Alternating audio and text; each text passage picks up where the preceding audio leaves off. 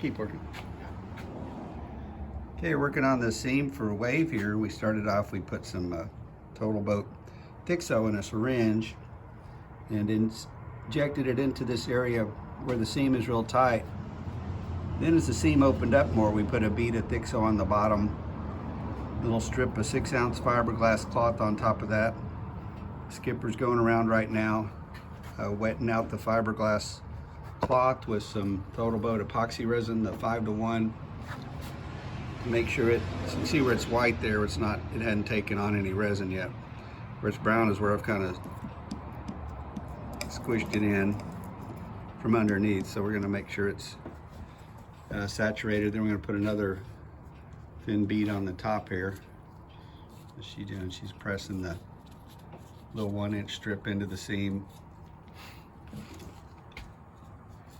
And then where's the little epoxy bucket at?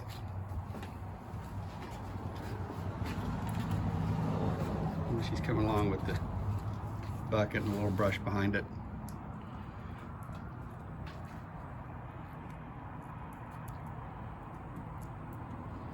And wetting it out where it gets almost transparent, translucent, opacent.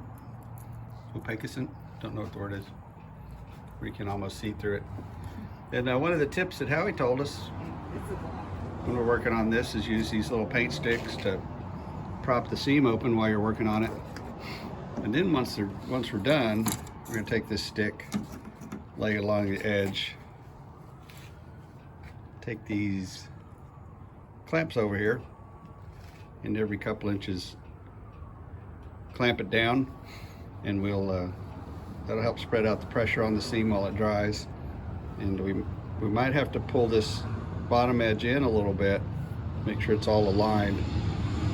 And we use a couple straps like that.